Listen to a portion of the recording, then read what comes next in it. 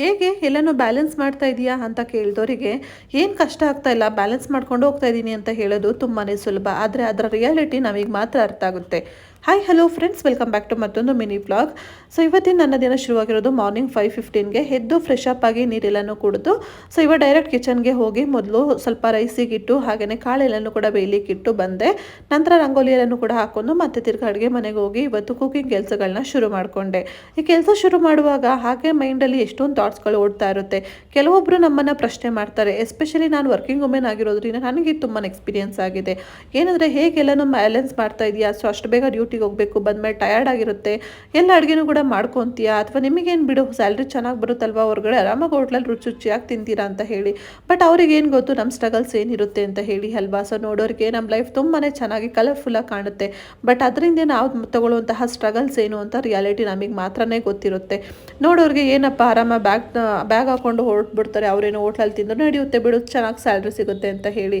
But no, so ನಮಗೆ ಯಾಕಂದರೆ health ಅನ್ನೋದು ಕೂಡ ಅಷ್ಟೇ ಇಂಪಾರ್ಟೆಂಟ್ ಅಲ್ವಾ.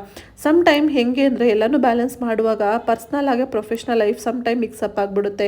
ಅಥವಾ ಪರ್ಸ್ನಲ್ ಏನಾದ್ರು ಆದಾಗ ಪ್ರೊಫೆಷ್ನಲ್ ಲೈಫಲ್ಲಿ ಕೂಡ ಇಂಬ್ಯಾಲೆನ್ಸ್ ಆಗುತ್ತೆ, ಪ್ರೊಫೆಷ್ನಲ್ ಏನೋ ಡಿಸ್ಟರ್ಬ್ ಆದಾಗ ಪರ್ಸ್ನಲ್ ಲೈಫಲ್ಲೂ ಕೂಡ ಇಂಬ್ಯಾಲೆನ್ಸ್ ಆಗುತ್ತೆ ಅಂತಲೇ ಹೇಳ್ಬೋದು.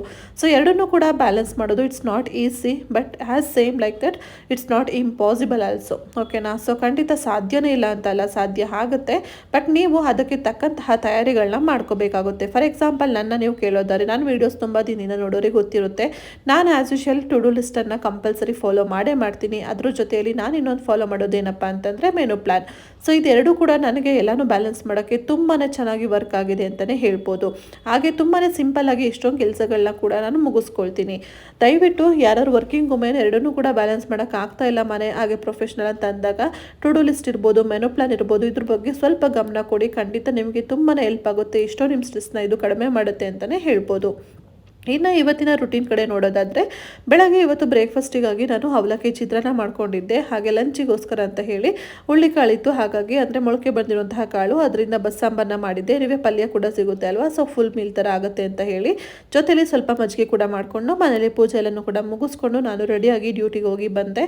ಸಂಜೆ ಬಂದಮೇಲೆ ಇತ್ತೀಚೆಗಂತೂ ಯಾಕೋ ವರ್ಕೌಟ್ ಕಡೆ ತುಂಬಾ ಇಂಟ್ರೆಸ್ಟ್ ಬಂದಿದೆ. ಹಾಗಾಗಿ ಬಂದು ಸ್ವಲ್ಪ ಒಂದು 10 ಮಿನಿಟ್ಸ್ ವರ್ಕೌಟ್ ಮಾಡೋಣ ಅಂತ ಶುರು ಮಾಡಿದೆ. ಬಟ್ ಯಾಕೋ ಇತ್ತೀಚೆಗೆ ಸ್ವಲ್ಪ ಯೋಗ ಮಾಡೋ ಇಂಟ್ರೆಸ್ಟ್ ಬಂದಿದೆ. ಹಾಗಾಗಿ ಯೋಗನೂ ಕೂಡ ಮಾಡಿಕೊಂಡು ಇವತ್ತಿನ ನನ್ನ ಈವ್ನಿಂಗ್ ರೂಟೀನನ್ನು ಕೂಡ ಕಂಪ್ಲೀಟ್ ಮಾಡಿದೆ. ಐ ಹೋಪ್ ಈ ಒಂದು ರೂಟೀನ್ ತಮ್ಮೆಲ್ಲರಿಗೂ ಕೂಡ ಸ್ವಲ್ಪ ಮೋಟಿವೇಟ್ ಮಾಡಿರ್ಬೋದು ಅಂತ ಅಂದ್ಕೊಳ್ತೀನಿ ಸ್ನೇಹಿತರೆ. ಈ ವ್ಲಾಗ್ ಏನಾದ್ರು ಇಷ್ಟ ಆಗಿದ್ರೆ ಪ್ಲೀಸ್ ಲೈಕ್ ಮಾಡಿ, ಹಾಗೆ ನಮ್ಮ ಪೇಜ್ ಫಾಲೋ ಮಾಡೋದನ್ನು ಮರಿಬೇಡಿ.